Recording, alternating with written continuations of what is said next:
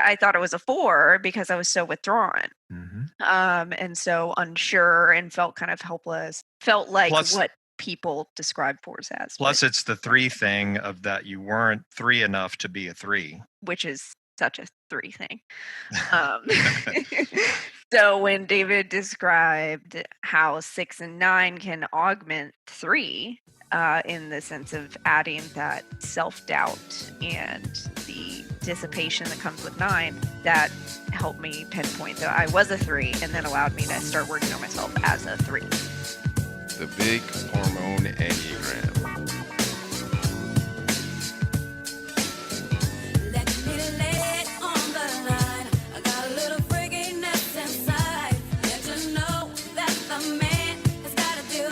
Hi, I'm John Lukovich, sexual self-pres over the 5-wing 458 trifix. Hi, I'm David Gray, self-pres sexual 9 with a 1 974 trifix.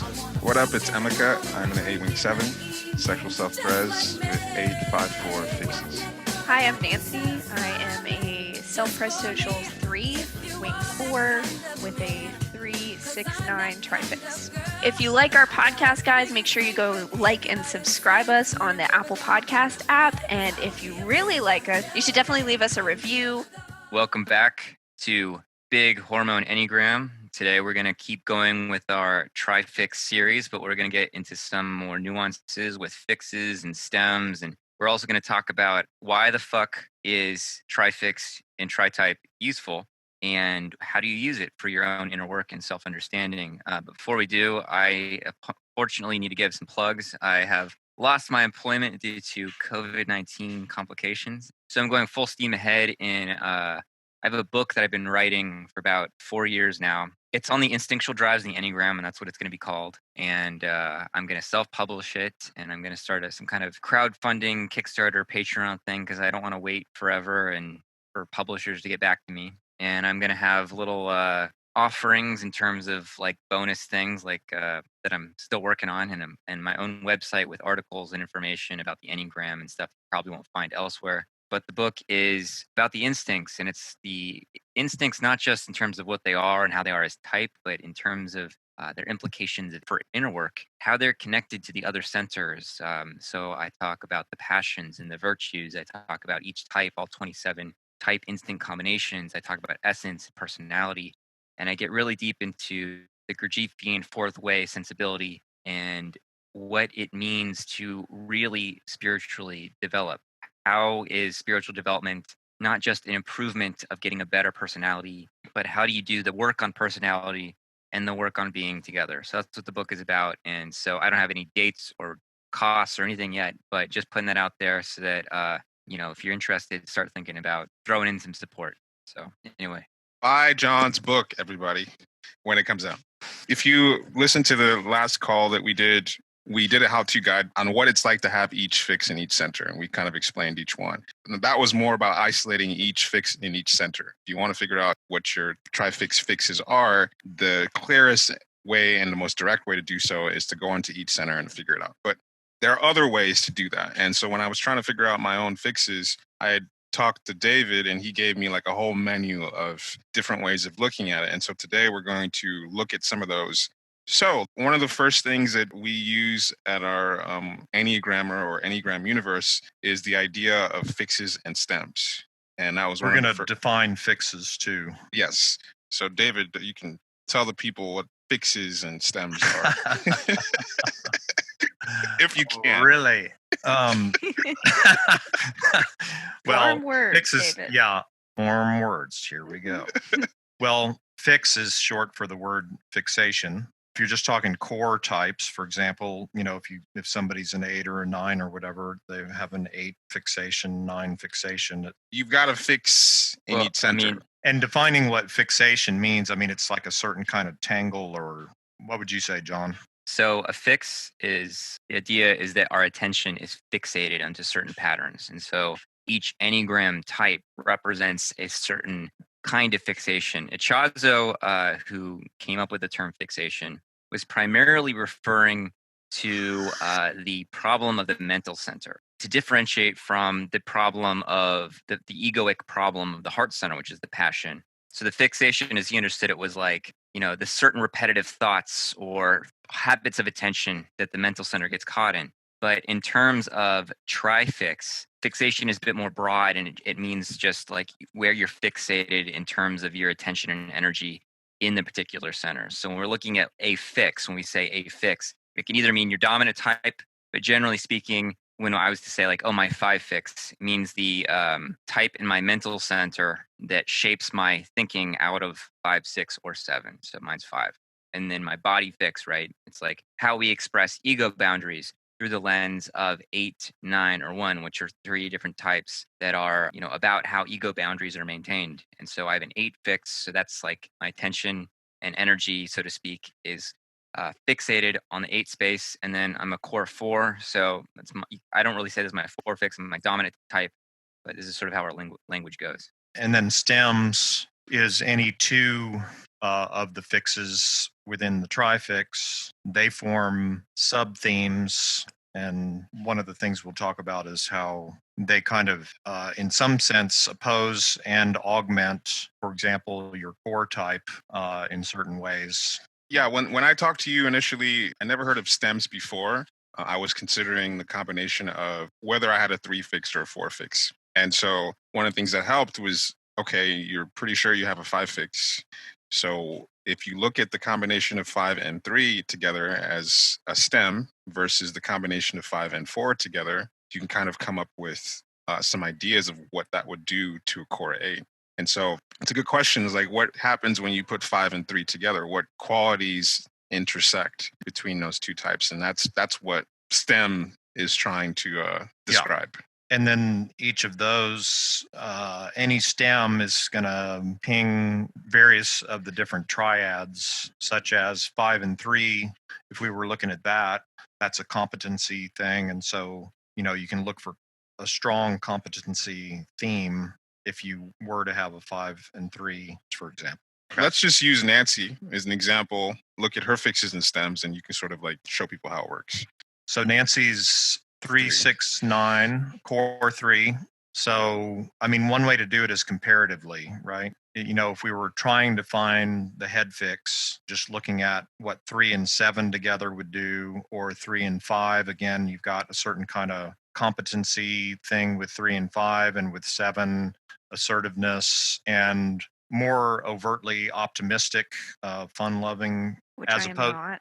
as opposed to the anxiety piece that comes in with 6 and questioning, doubt, etc., which, looking at it relative to 3, it's somewhat of an undermining feature for 3, right? The sort of basic self-confidence and sort of psychological athleticism, I call it, right? 6 is having you question your steps, out on the field, so to speak, right? And then 9 is a kind of, as a feature relative to 3, is taking away some of the thrust of 3, like 1 or 8 fixes would be, those are pretty pushy, and, there's some considerable force with both of those in their own way. Whereas 9 is sort of self-dissipating, self-dispersing kind of energy. I don't know if that... Oh, that's good, but you should talk about the 6 and 9 stem, because you did the 3 and 6, and then the 3 and 9. So what is the 6 and 9 stem? So 6 and 9 is combined. You get a few things. One is a sort of fairness theme, like level playing field. So in some sense, that's again a kind of undermining of 3's, upward trajectory. And also 6 and 9 combined is a certain kind of self-doubt, self-questioning, a kind of needing to justify taking up space. Yes. Yeah. Whereas as compared to 3, which is, again, if you could isolate 3 unto itself, has a certain kind of confidence and willingness to be seen, right, and upfront. Yes. And so what was interesting to me about this whole idea of fixes and stems is this concept that David came up with of sub-themes. And so as a 3, those secondary fixes of 6 and 9 forms a sub-theme that opposes Nancy's 3, like you just explained, like that self-questioning, self-doubt, stutter stepping opposes the self-confidence of 3. Yeah. And there's probably ways that it, augments some parts of 3, right? To the degree that 3 has some relationship to the collective and acceptance and so forth, right? There's always going to be a mix of both. There's going to be things that are detrimental about the stem that sort of opposes your core type, and things that augment aspects of it. So, like, Nancy, do you see your secondary fixes adding or taking away from your 3-ness? I think it definitely makes me not typical for a 3. I think it takes away my 3-ness. I like some of the things it adds, but yeah, I think Like what? I mean, like the focus on fairness and being a little less focused on self. Like I like that kind of stuff. Mm-hmm. But I mean, it also makes me kind of sluggish and lazy and second guess myself all the time. So So you feel like 6 and 9 really is oppositional, yeah, more so oppositional than otherwise. yeah, it makes me feel my stem, my 6 and 9 stem. It makes me feel more like a 6 or a 9 than it does a 3. Yeah, that makes sense. One thing too that's interesting is when the fixes go along some of the natural lines in the Yes. symbol. So like that's one thing that's significant in Nancy's case, is that it's matching the triangle and matching her, in the old Riso Hudson schema, the disintegration integration lines. I've heard a lot of people kind of get confused about that kind of fixation when it's on your lines, because they're like, well, how do I know the difference between that being my line or that being my fix? And I mean, it's usually pretty obvious from the outside looking in, but I know that just confuses a lot of people. How do you determine that from the inside? Yeah. I had that question because I have a line to 5, and what people don't realize about the lines of connection is that, sort of similar to the wing, it's built into the function of your type to be cycling through, having qualities of the lines of connection. So it's not like, oh, I'm going to go to 5 today and be in that zone all day. It's like your type structure has going to 5 and going to, or for me as an 8, going to 5 and going to 2 built in. Like it's something that I'm drawing from on a moment to moment basis, versus a fix is more about a different center and where your attention is going, or how your attention is shaped in that center, which is a completely different thing. I think a lot of times people make a big deal out of the lines of connection. They don't understand that it's working on a continual basis. It's not like I'm just going to go hang out at this line of connection today or for a period of time. It doesn't work that way. Right. I feel like it's more like minute changes versus like your fixes, where it's more of like, this is how your body energy shows up every day. And this is how your head energy, and this is how your heart energy shows up every day. So, yes, I mean, these are really good points, and it's a really important question because, it's like one of the main confusions I see in folks typing as 4 that aren't 4 is like, well, I'm a 4 at 2 right now, because I'm very friendly. And it's like a 4 at 2 doesn't look like a 2. They don't, 4 at 1 doesn't look like a 1. They look like a 4 at 1 is a 4 that's more in their body. And you can sense themes that are similar, and you can sense values that are similar, and ways that the 4-ness is being informed by the 2 or the 1. So like I have an 8 fix, and when I go to 1 versus my 8 fix, it's like my 8 fix is always, as we spoke in previous call, like the body fix is always the engine that's pushing the type. So I've always had kind of an 8-ish push, in contrast to other 4s. But the movement to 1, it's not like a change of engine. It's like the 8 engine is still there, but the values around which I'm inhabiting, that are informing what I'm doing, inhabiting my body and why I'm doing that, and my sensibility of like where my locus of attention goes changes completely through the lines of 4 going to 1. So they're both body types that I'm accessing, but 1 is a perpetually sort of there push to my 4 personality, versus 1 is something that I get into when I'm get out of my inner entanglement. Like Nancy mentioned, it's an energetic quality. Like when someone is 8 fixed, that's an energy that you're going to sense on them, like the sort of push that they have physically is there all the time. Whereas when type 4 goes to 1, you're not going to feel an energetic shift of rigidity in their body. It doesn't manifest physically, even though their attention might go there. Well, like Ilaria has a 1 fix and moves to 1.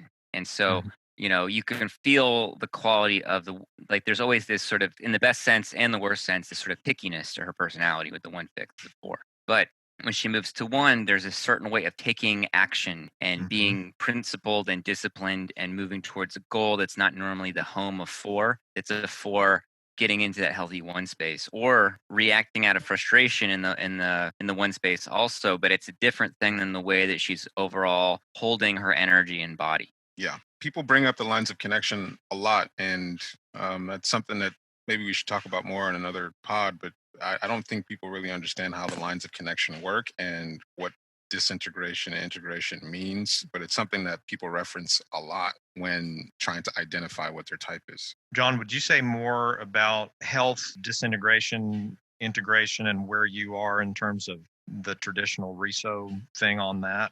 Yeah, it's kind of a broad topic, so I'll try to be as concise as John can be. Yeah. But so yeah, this has come up a couple times lately in discussions I've had on the Enneagram with people about health and what health means. And people often mistake health with attitude and functionality. And health as a concept is just important to understand before talking about stress points, because they're deeply involved. So Don Riso came up with 9 levels of development within each type: 3 healthy ranges, 3 average ranges, and 3 unhealthy ranges. And people generally mistake health to mean kind of what we normally mean by health, meaning like positive and functional and kind of, able to achieve your goals and whatever. But in terms of the Enneagram, what health is really describing is your ability to be present in all 3 centers. And so you can be very happy and very functional and deeply and healthy. And there are certain types like 3, like 7, even 9, 2, 8.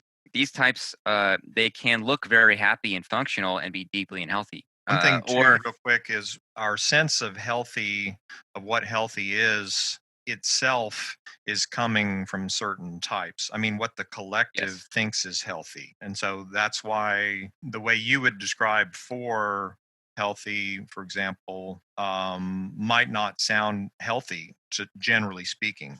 What people consider healthy is a type-based perspective. Yes. yeah, instinct and type to get, Yes, like true. we have a lot of those themes running around. And so, like what culture, white people from northern climates versus like people that come from cultures that are around the equator have a different sense of what healthy looks like and how it functions. And so, Yeah. North American and Northern European cultures are like, get a lot of shit done, that's healthy. Where, even though North Americans have like chronic stress and heart attacks, it's like Yeah. being able to We're accomplish a lot. fine. And I'm not just shitting on 3s. Being active is not necessarily healthy. We're all fine. Don't worry about it. We're all just dying from stress. Yeah. Yeah, our whole country is falling the fuck apart. But But don't worry anyway. about it. It's fine.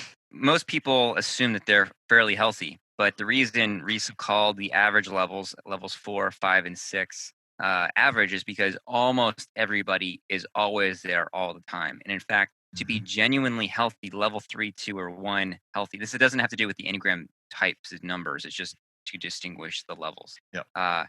Is extremely rare to be level 3 or above. Sometimes people get glimpses of level 3. What level 3 represents is a shock point. It's a leap between being identified with the personality at level 4, which you can be completely happy and feeling pretty good and functional and whatever at level 4, but at level 3 is ego transparency. And what that means is that you are present enough in all 3 centers that you can totally see the machine of your personality operating such that you're not identified with it because you see it's a pattern. That there's a way that you're so aware of the panopticon of your personality as a prison that you're not identified with your personality as it's operating, that you're a little bit rooted in your essence. And so in terms of the lines, the stress points, the movements between 1, 4, 2, 8, 5, 7, back to 1, or 9, 3, 6, 9, those come into play predominantly, or they're most relevant in the average levels. So I'll keep taking 4 because I'm a fucking 4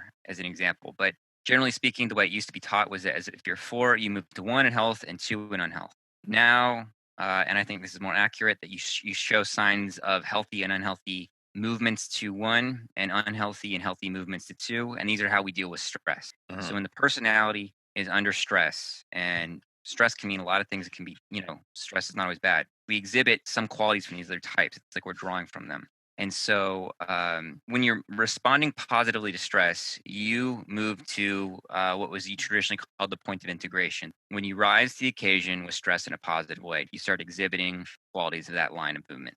generally when you're under distress, you start to show qualities in the other direction. So 4 to 2, 8, 8, 5, 7, 1, 4, etc. Or 3, 9, 6, 3. So like as a 4, if you're being your self-absorbed, moody self, you start isolating yourself and alienating everybody, then you're kind of like, oh, I want some connection. I might reach out a little bit, but you're not going to look like a 2, so your person doesn't radically change. But then on the other side, it's like if you are in a comfortable situation, like with your family or something, you might show a little bit of the negative side of that line to 1 or, that whole direction. You might, like as a 4, you might get critical of your partner or whatever. So that whole thing is like a really important system to understand. And we should do our own call on that whole thing sometime. Yeah. So does that make enough of a differentiation between lines of connection and fixes? Let's say that like your fix is constantly there. Like you're Yeah, not moving in and out of your fix. You're not moving in and out of your thinking center or your body center or your emotional center. Like the fuel to my personality is always from my body center is always coming through my 8 lens. Mhm. The style of thinking and perceiving, like the very fundamental way I take in impressions is through the 5-ish in the mental center. Yeah. And I can feel the difference in my wing too, because I have a 5 wing and a 5 fix. Mm. When we went through these different individual calls with guests and we looked at all the different types, like it struck me how big a factor the wing is in the flavor of the type. And yet it's like, 4 with a 5 is a different flavor than a 4 with a 3, but then the mental center is its whole other way I engage in my thinking process that comes with the main type and wing. Yeah, this is something that we should definitely do a call on, because the difference between the wings, the lines of connection, and the fixes, I think we can draw some pretty hard distinctions to make those clearer for people, because that's a question that's a reoccurring question that comes up quite a bit in terms of people trying to figure out, like, how do I tell the difference between those 3 things? Like you're saying, like it's a different thing to have a wing versus the line of connection. It feels like different qualities of, like, the fixes in each center that you can't, they don't move. Lines of connection feel like really situational. They're always in flux. Yeah. So here's another way to talk about it is, so you guys know me. Do we? Do we? I don't know. You can see that I've got a 7 fix, right? So what's the difference between me having externally? So I'm, instead of doing internally, is there a way to differentiate when you guys think of me when I'm going to 6 as opposed to my baseline 7 fix? That's a good question. My experience of you and 9s in general is that the 6 is sort of like the thing that the 9 is trying, the personality is trying to like avoid or manage. And so when stress bubbles up, it feels like this 6 stress anxiety thing that the 9 personality is trying to like keep in balance has bubbled up to the top. And so you get these little eruptions of, anxiety or whatever kind of spazzing out that happens that's maybe a little bit uncharacteristic for that 9, versus your 7 fix is more of just your thinking style. Like, the way you express ideas, even if you were going through a stressful whatever time, that if you were to engage and express and try to conceptualize something, it would come out in these sort of super ideas and colorful, interesting, exotic bullshit that you're throwing out there, that kind of a thing. So it feels like, yeah, you're stressed, you probably go away and seclude and try to manage whatever anxiety you've got going on. But if you were to express and conceptualize it, it's going to be in this 7 style all the time. I want to just answer what David said about what I see in David, but for anybody listening, part of it is just having the patience to observe and to continue not only observing yourself, but also continuing to challenge your fundamental ideas about what the types are and what they look like in operation. Like part of what can get in the way of people discovering their type or their fix or their instinct or whatever is a preconceived idea about their type or a type. And they get they can't think around the fixed idea. And so they start spinning in circles because, oh, I thought, 2 looked like this or had to always be this way, or that this was what 5 was really about or whatever. That first impression image always gets stuck in people's heads. So like, let that go. But in terms of David, it's like, the STEM question is really important here, I think, because first of all, David's always got that multifaceted view that he's offering when he's talking about something. And he, every time he sort of explains something, he he changes. Used the term kaleidoscope in one of the other calls, where it's like he's got this kaleidoscopic view. But and there is this sort of anxiety at work in the sense that the 7 has of not wanting to stay stuck in place. But when it comes to David's movement to 6 under stress, as Emeka said, it's sort of like the sleepy 9 kind of wakes up a little bit, and like there's not as much playful exploration or escapism. It's much more like what's going on, trying to like see clearly. And and the anxiety is there, but it feels sharper because it feels like it's not a natural comfort zone, right? Yep. The 7 space in David feels much more like a natural thing. So his I don't want to be stuck in any place kind of anxiety that's just there because of the 7. It doesn't feel alien to him. And so I can see when he gets into his 6 mode, it feels much more alien. And I just wanted to mention this thing that John had said about people not letting go of preconceived ideas of what the types are. Like I noticed this thing happen a lot because trifix is really interesting and people really get into it. Is that people a lot of times start exploring trifix under the assumption of the wrong core type. Like you're still mistyping your core, and I think I might be a 7, and you're exploring all the possible 7 trifixes when if that's not your actual type, you're not getting anywhere. So it's really interesting concept to play with, but you really have to nail down the basics of what your core type is. And sometimes trifix can give people some ideas on that, but don't skip that step because you're not getting anywhere by imagining yourself into a trifix that you think you might be. That's a great point, because what I'll sometimes see is people get into trifix too early. Yes. And they'll start trying to kind of almost make up their own types. Like, oh, well, because I'm a 9 fix 4, I'm not really, I'm like, this is how the kind of 4 I am, but it's like not nailing 4, Right, it's like, right. they're trying to bring in too much modifying information. And with Enneagram, there's a core and you build out from the core. Like that, your thinking is going to get totally fucked up unless you have a really clear 3-centered sense of the core energy, like the pure color of your type. And then you can build out from there. If you don't, you're going to think yourself into circles and start to just spin and not land anywhere. And this is an important point, which is going to lead into one of David's concepts, is that let's say a 6 has a 9 and 2 fix. Those fixes are going to be expressed differently than, say, a 5 or 7 that has a 9 and 2 fix. And so what the fixes are describing and why it's important to figure out what your core type is it's going to be looking at those fixes through the lens of the core type, or through, like for 6, through the lens of a reactive type, versus maybe a 5, which is going to be looking at those fixes through the lens of a competency type. And so sometimes people just get lost with these fixes and realize that you're going to be looking through those fixes through the lens of what the core type is trying to do. Yeah, one thing is like, to your point, John, about getting into trifix too early. It takes some time to understand how tightly to clasp onto fixes as far as how strong they are. And I mean, there's not really a way to quantify the quote unquote right amount of how tightly to hold those ideas. But that's a piece of it is understanding, just in some relative sense, how much to factor them into the chemistry of your core type. I think that's even true for the core type as well, just in terms of people might put a lot of importance as to what the core type means as what it's describing. Well, if I'm an 8 or if I'm a 7 and this means this, and this, instead of it just means this is a certain way that I'm paying attention, or certain psychological dynamics that I'm married to, versus this is going to explain my whole life. So I think that's something that people tend to do with types in general. It's just, this is going to explain everything when it really only explains a few things. Yeah, I mean, I think what you both are saying is that when you're talking about through the lens of your main type, it's like the fixes will draw out certain traits and personality flavors in a way that you're still like I'm not an 8 because I have an 8 fix. No one's gonna mistake me for an 8.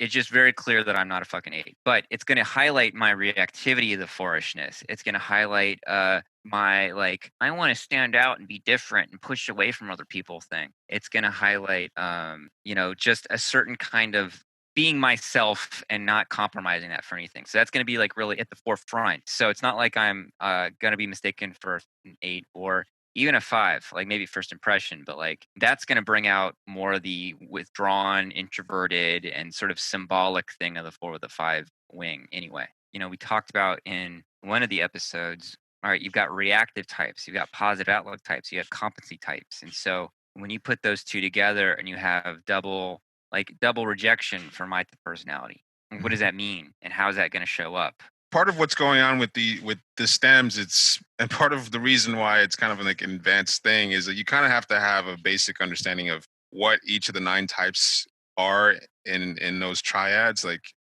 reactive types, competency types, before you can really do stems. Because if you want to look at 5 and 8, you need to understand that those are 2 rejection types before you can understand the significance of what that stem means. Right.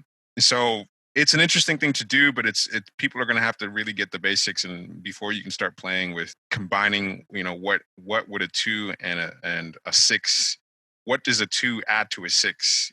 That sort of question. Well, you got to know what a 6 and a 2 is to do that. Right. Well, what I think is interesting is thinking about what your fixes are that are not your dominant type, and how those 2 energies are related, and then bringing those energies into your type instead of going, oh, what would a 4 look like with a 1 fix versus a 9 fix, right? Like sometimes that can get overwhelming. But if you're like, okay, like I have an 8 fix and a 5 fix, or that's what I think is my head and gut fix. Right. What do those do? What do they look like? What are the dynamics that those 2 share? And they got aligned to each other. Like, what does that mean? And so looking at, in this case, 2 types that are double rejection, or they're both rejection types. So it's double rejection. How does the rejection structure add or take away from or bring out certain things of the 4 personality? And so, just because I'm talking about my example, not to just be a fucking narcissist, but in contrast to other 4s, like I'll see like 4s as a frustration type have this frustration that I can't function. And I have that too, but I hide it pretty well under my double rejection thing, which is, it's sort of like rejection types sort of offer something through the lens of the dominant center. So mind for the 5 and body energy through the gut. So there's a way I kind of like some of that 4 whiny, like I need help is a little bit either hidden, or I just kind of march forward in my own incompetence and hit things on the way and try not to give too much airtime to that part of my personality. Whereas I've got a longtime friend who's sexual self-pres 4 with the 5, who's got 6 and 9 fixes, and the I need help is huge for him. Yeah. Right? Yeah, big time. Yeah. That's a whiny tears. Whiny tears. Whiny tears. My friend is a whiny tears, and he presents much more like tough towards his male friends and stuff. But so I asked his girlfriend, I was like, does whiny tears fit him? And she was just like, hell yes, it does. Yeah. I guess we could talk about growth. What do you do once you know your TRI-FIX personal experiences? How about you go, Nancy? What have you gotten from TRI-FIX? How has that helped you to know that you're the EO or 3s? How does that make me feel? How does that make you feel? Well, I think it originally helped me identify as a 3. That's right. Yeah, I think that's what we used, actually. That was yeah, well, that's what you used, because I vividly remember I was driving through like this stressful ass road in like New Mexico, and you explained 369, and I was like, oh my god, I'm a 3. And, but I didn't tell you that because I was No, you did not. No, because I wasn't quite ready to say that I was a 3, but I remember being like, oh shit, I'm a 3. Yeah. Because I thought it was a 4 because I was so withdrawn. And so unsure and felt kind of helpless. Felt like what people describe 4s as. Plus, it's the 3 thing of that you weren't 3 enough to be a 3. Exactly. I'm not successful and outgoing and all the 3-ness. Right. So obviously I'm not a 3, which is such a 3 thing.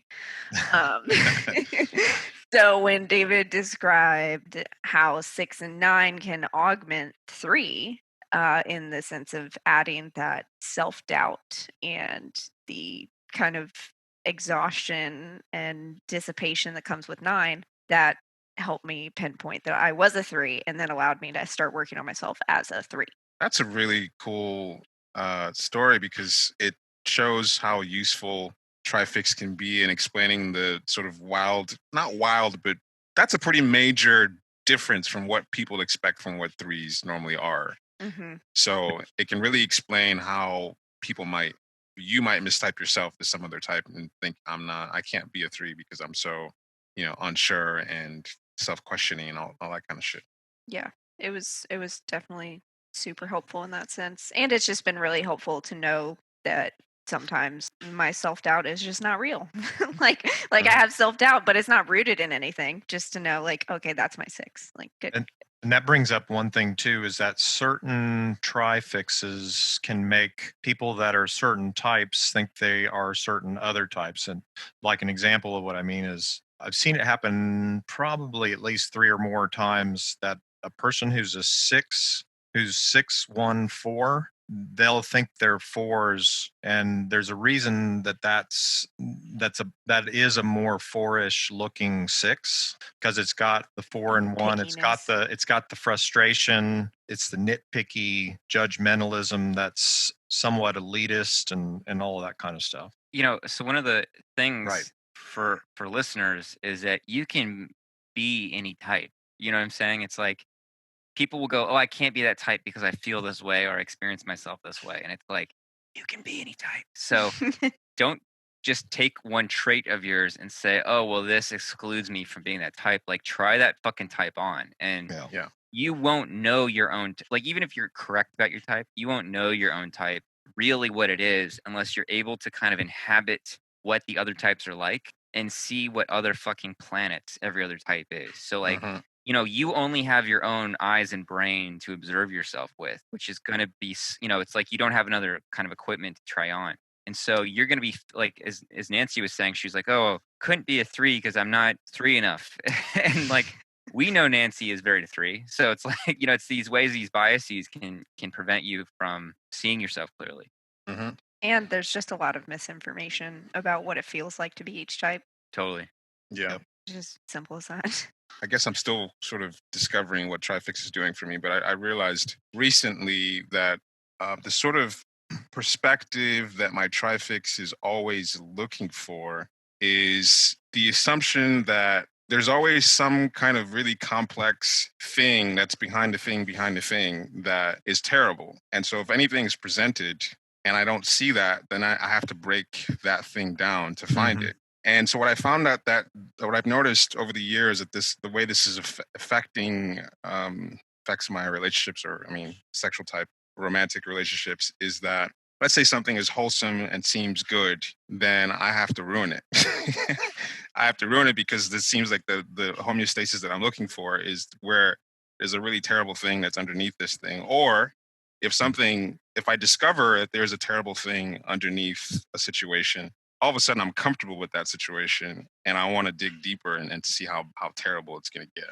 And I realize that this is a blind spot that my Trifix has, is that pretty much like trying to push away from good things. Yeah. In a way. And it's like I don't think good things exist and that there's always something terrible. So I'm either ruining it or being comfortable with bad things or things that aren't good. And so just recognizing that this is not real, this is something that I'm unconsciously creating for myself or looking for, has been something that I've realized, and trying to catch myself. This is how I'm distorting reality.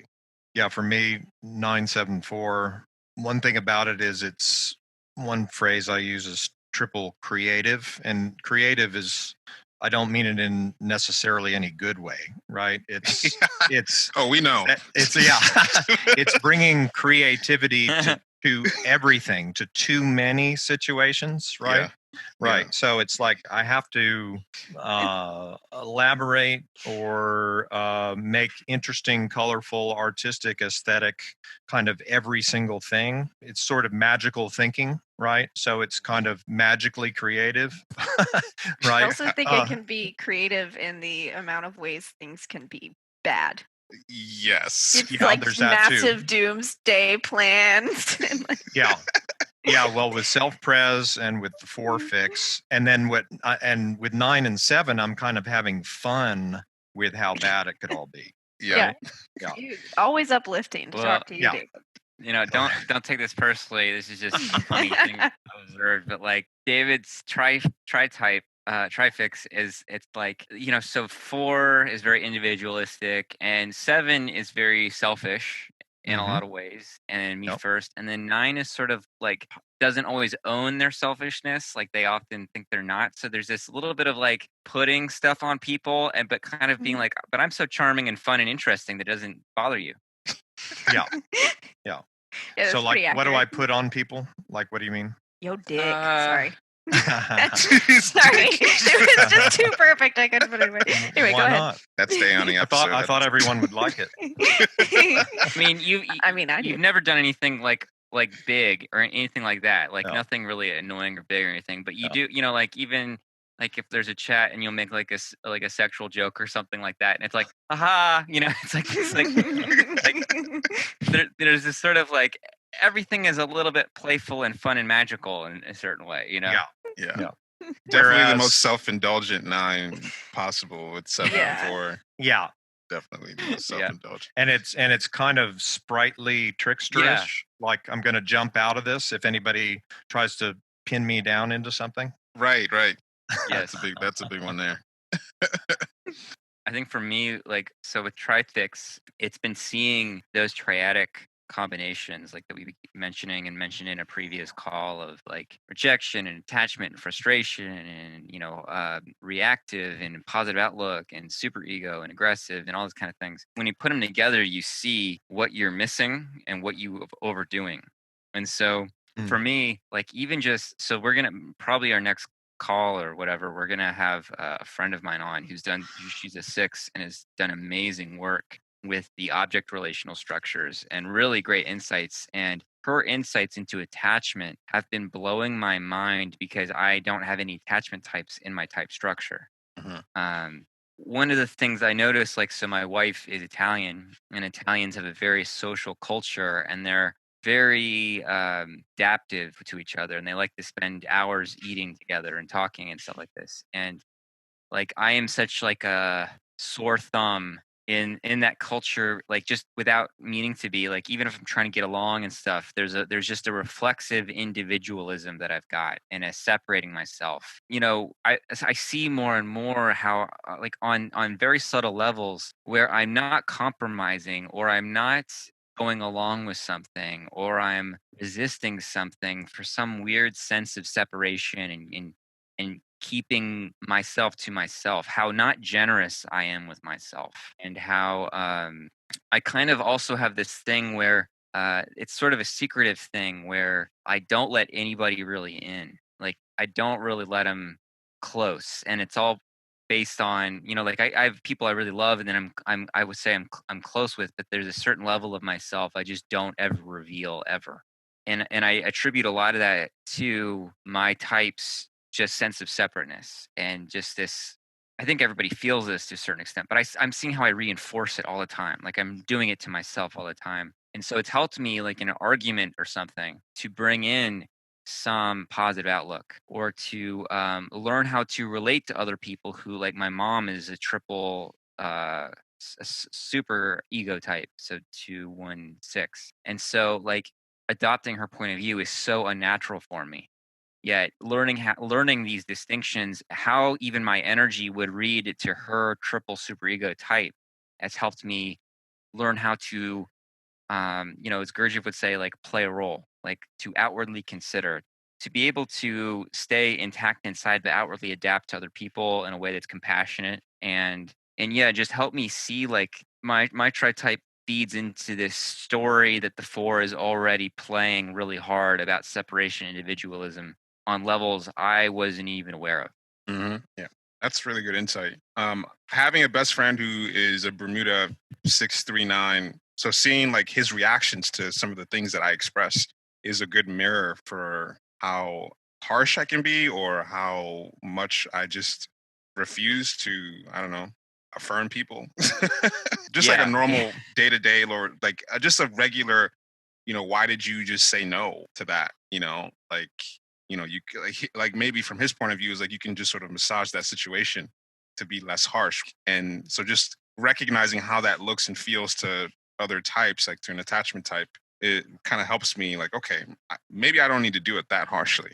Yeah, so something else that is coming up for me about this, so we're talking about these triadics and how understanding these different triadic stems, basically, like if you have two positive outlook, like 9 and 7, right, and you're trying to figure out their vibe. Sometimes the terminology can get in the way of understanding what these things are actually describing. So, like, just to give you an example, sometimes people will hear that they have two positive outlook stems or they have a positive outlook fix or something. And they're like, but I'm not a positive person.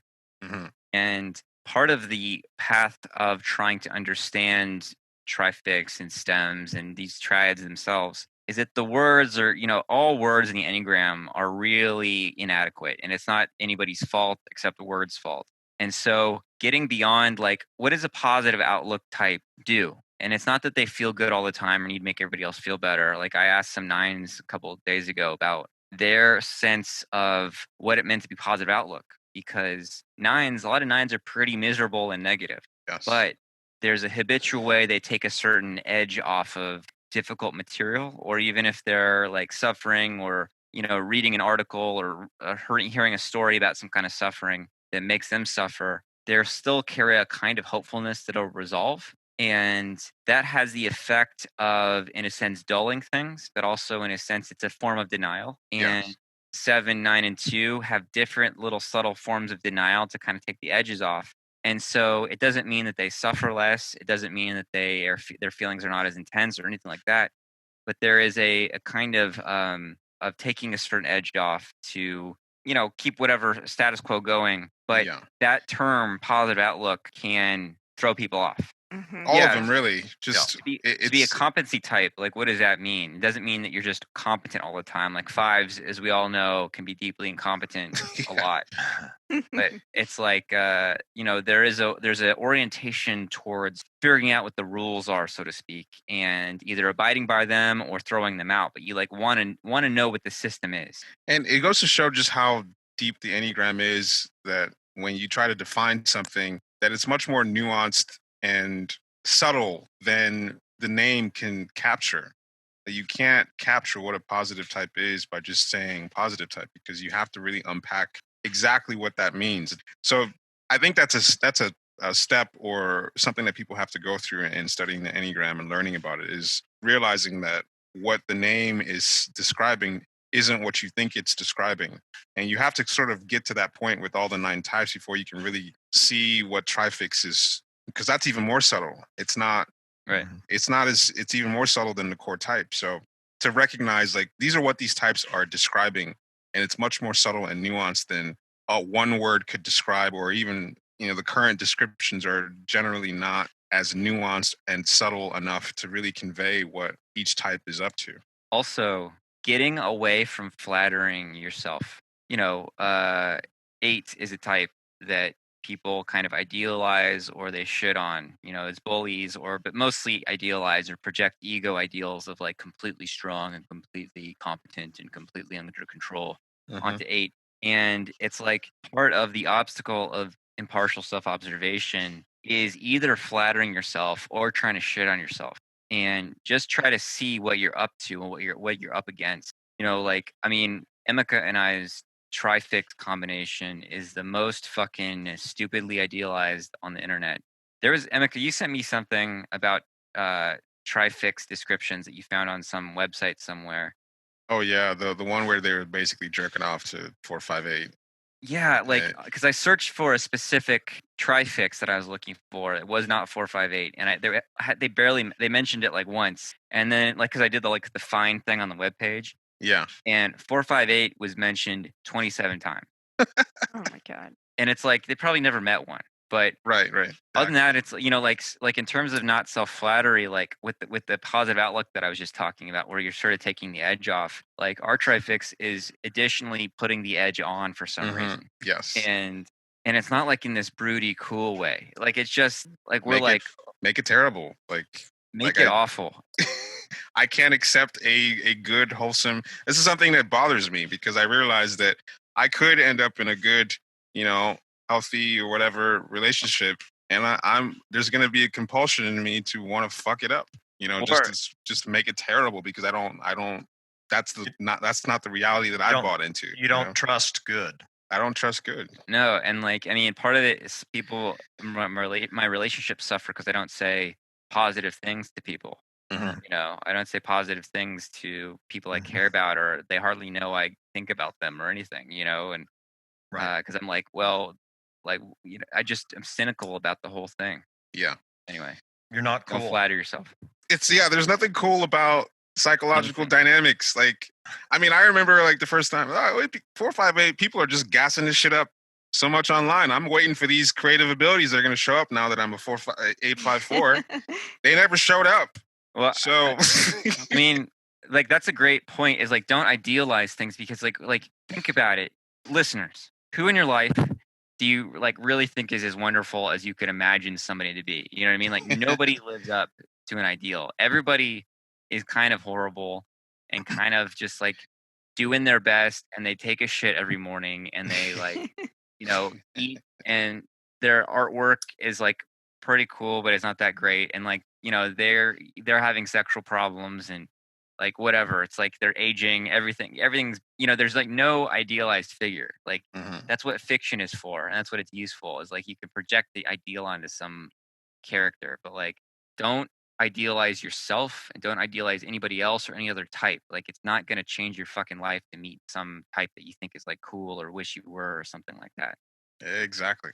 I think we adequately destroyed Trifix for everyone. Yeah, Yeah. everybody sucks and life sucks. So great. That's a good You starting point. you to guys move- did your job on the 458 thing. Everything sucks. Good Yeah, job. everything That's bad. great. Yeah. Great. Nailed it. I realized after the last episode, somebody commented that was a brutal episode. I was like, what? It's hilarious that you guys don't even realize it sometimes. Gurdjieff was really explicit about, and he's totally right, of the more that you see, the more horrified you are. Mhm. And if you're hiding from being horrified, and don't turn horrified into punishment, just like be horrified. Yeah. And that creates the space for something else to come in. Yeah. Like the more that we think we're healthy, the more that we insist that we're present, the more that we think we know what presence looks like, the more we're just ossifying and destroying it. Groovy. Yeah. Cool. All right. Right on. All right. All right. Bye. Later, y'all. Bye. Later.